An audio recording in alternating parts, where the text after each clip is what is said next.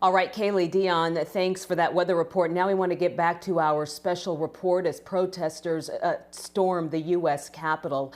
Thanks for joining us for our digital coverage. I'm Cynthia Izaguirre. I want to get to a public safety expert right now. Dr. Theron Bowman is a former Arlington police chief and deputy city manager. As a consultant, he's currently working with cities across the United States about public safety and police practices. Dr. Bowman, thanks for being here. I want to get to the latest news that the U.S. Capitol building is now secure. What will we see happening over the next several hours there at the U.S. Capitol?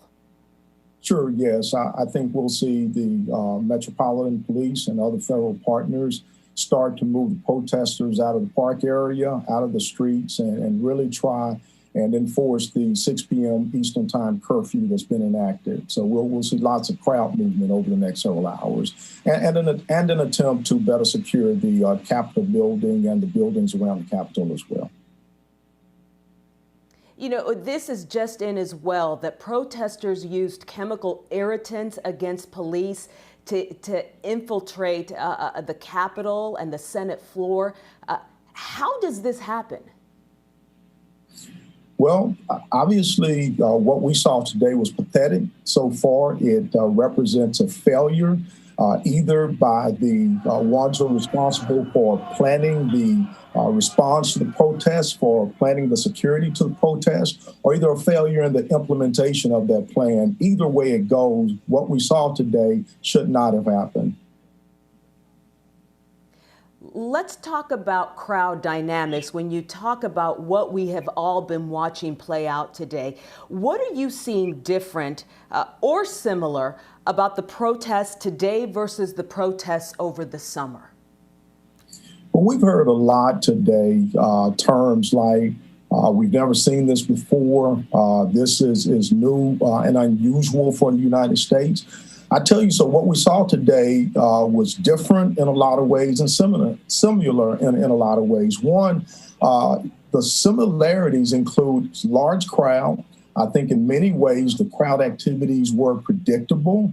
And so there was an opportunity for the police and the planners to do the intel, to understand who the players and actors would be, and to pre-position resources appropriately to be able to respond and to secure the Capitol building and the facilities. But what we saw, what was different, was the crowd today appeared to be very homogenous. Crowds over the summer were much more diverse. The summer crowds tended to have a lawful intent, and had a lawful purpose and wanted a lawful democratic constitutional outcome.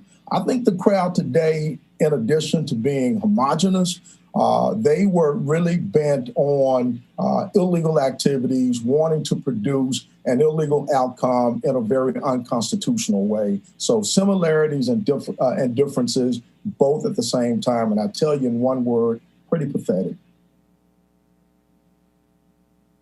You talk about the failures in the preparation today. What specific precautions do you believe were not taken beforehand for a breach like this to happen?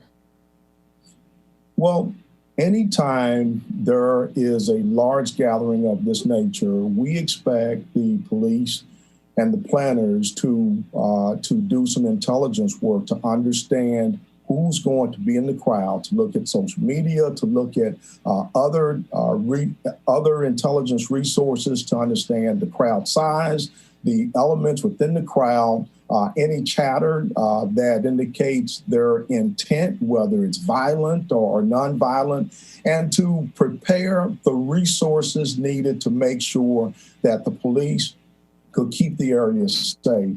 Now, I haven't seen the plan, so I'm not privy to whether or not these elements were considered for this Washington, D.C. rally today. And so I don't know if what we saw represents a failure of the plan a failure to plan or a failure within the implementation of the plan. But either way, citizens and community members should expect to be able to go to Washington, D.C. or Louisville, Kentucky, or anywhere in the country and protest peacefully and do so without seeing the kind of violence and activities that we saw today in our nation's capital.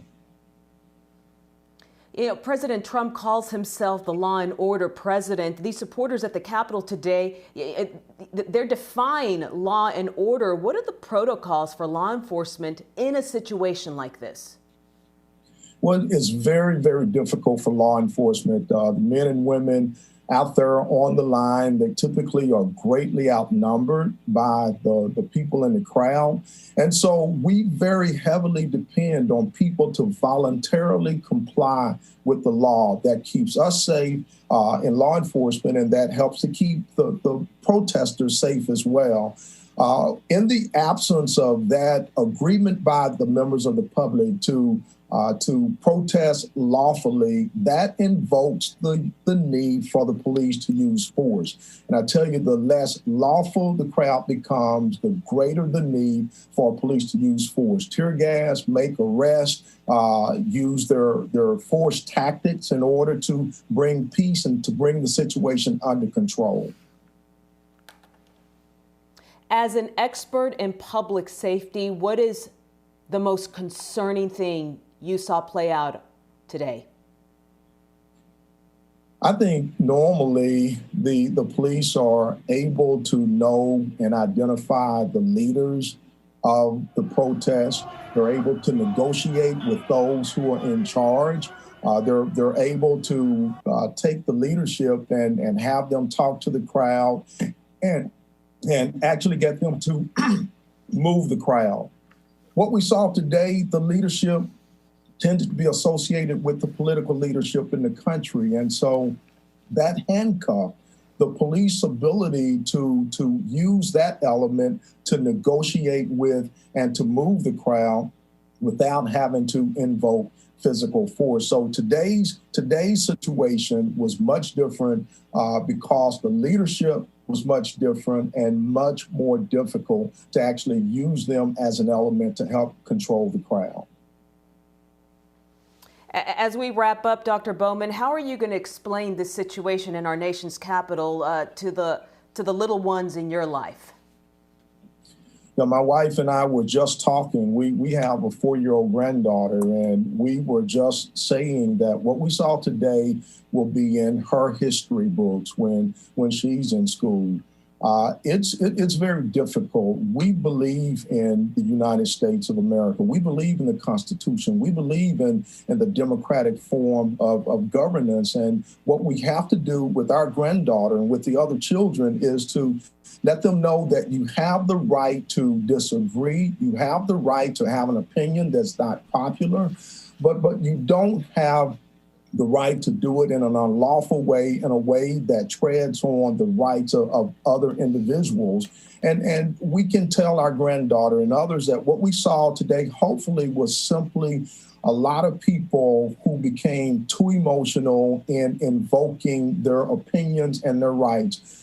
We believe, though, that the Constitution will prevail, the ethos for this country will prevail, that we have not quite as rough a ride that is forthcoming, and we'll all be fine if we continue this momentum to come together, to accept one another for who we are and what we are. We believe the future is still bright despite this dark day in our country today. Well, Dr. Bowman, I think that is a great place to end. We thank you so much for making time for us today and lending your expertise. Thanks again, Dr. Bowman.